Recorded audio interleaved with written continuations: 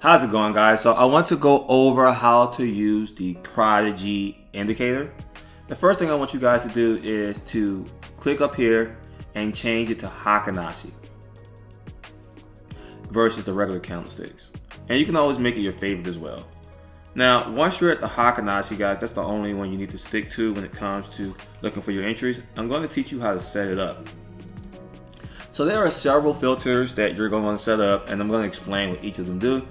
You're going to keep the 200 trend filter at 200, and the all signals basically means it's going to send every single signal. As you notice, for example, it might send out multiple buys and sells at one time. But like for example, it's a sell back to back. If you turn this off, it's only going to call a buy and a sell one at a time. So this is good if you want to hold those long trends, but I want all signals, so I would just keep it on if I was you. The trend line is going to control if you, it's going to show if you want to show the trend lines. You can turn that off if you like, and it's just going to have the buy and sell signal. So if you don't need that line, then you can turn it off, but we're going to keep it on for now. Now, we have the flat signals, Hakanashi, flat and top bottom. So I'm going to explain what that means. So if you notice, on the Hakanashi, they have something called a flat top, where there's a red candlestick with a flat top, and then for a buy, we have a green candlestick for a flat top. But if you turn that off, you're going to get more signals, but it's going to call the buys and sells on all of them. So for example, right here, it called a buy on this signal, even though it's not a flat top. So flat tops have been the most accurate candles that we've called the signals on. So I like to keep this filter on, so we're only going to see the flat top buys and sells. So that's my recommendation when you're taking this indicator. Now, we also have our time zone filters. So you can keep this on or off. This is really just a matter of preference. These filters are the times where gold moves the most. So these are the times that we like to trade: 9 a.m. to 11 a.m., 3 p.m. to 4:30 p.m., 8 p.m. to 10:30 p.m., 2 a.m. to 6 a.m. Eastern Standard Time.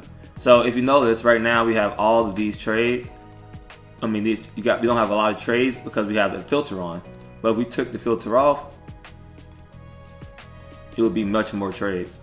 So that's kind of on you if you want to have all of the signals, and then you see what trades you don't want to take. I would still say stick around these times to trade, but if you want to just have it where you're only going to take these exact times, then you can use time filter. So that's pretty much the indicator as far as how to set it up. So most of you guys are probably going to have it set like this. Now, once you do that, guys, you can actually set up alert. So anytime an alert happens, you can have it. So you hit add alert, and then anytime that we have a signal, you can say, look, when it buys, we're going to do once per bar close, and it's going to say this message here, and then boom. Then we can have another alert, Prodigy trend filter, and then we're going to have a sell alert, and we're going to have once per bar close and create. So now anytime that the buys or sell happens, you have the alert. So let's talk about how to trade it. It pretty much does all the work on your behalf, and so there's a couple of ways you can trade it. For one, once it calls to sell on the Hakanashi, you can trade on any time frame: 1 minute, 5 minute, 10 minute, 15 minute. So you can set these alerts up on multiple time frames.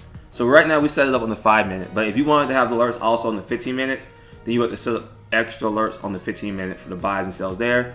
But I've seen it work really good on 1 minute, 5 minute, 15 minute, 10 minute, 1 hour, 4 hour, all of them. But obviously the higher the time frame, the less signals. So I would say just choose three of your favorite time frames, and then that way you get more signals. So we're gonna hit add alert, and not add alert. We're going to, let's say that we got this alert here, and as soon as you got the alert, this is what it would look like. You could take a trade. Let's say you hit the sell, and you say, you know what, I want to put my stop loss. Now you got to find your exit. So this is your entry. Your exit is going to be for a sell. You can either use this red line as your stop loss, or you can use this line, this trend line, as your stop loss.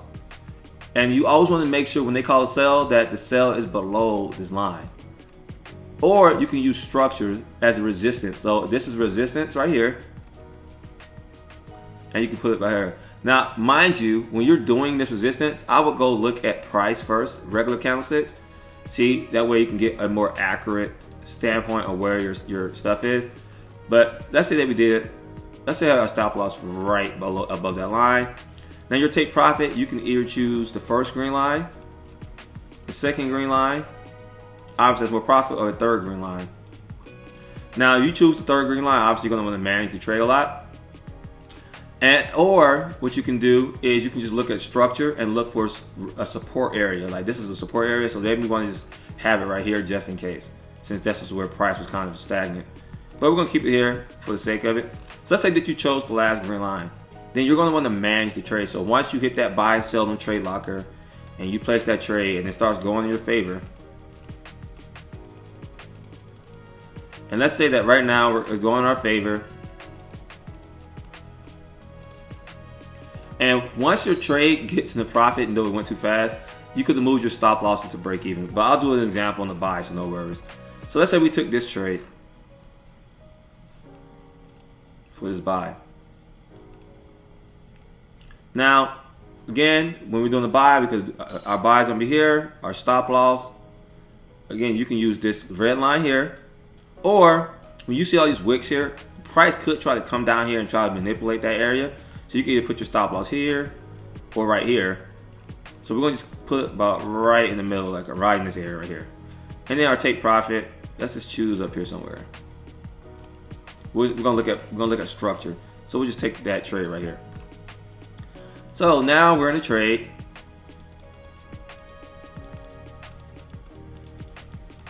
And we're going to let it do its thing. It came down, manipulated that area like we thought. Then it starts going in your favor.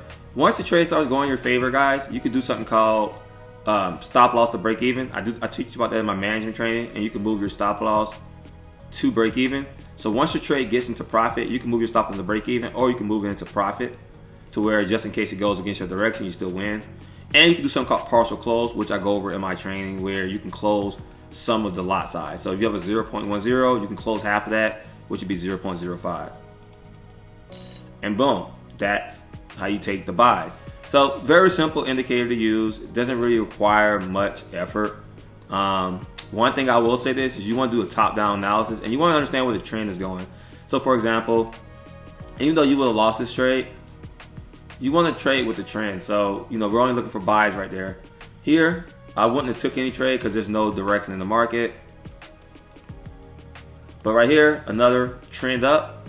So easily looking for buys. Let's do a sell example. If you just drew this line out and let's say caught that sell, something you can come and look at the top, easy going down to a sell. Even with this one, right? It was trending up, but you can see that right now it's trending down.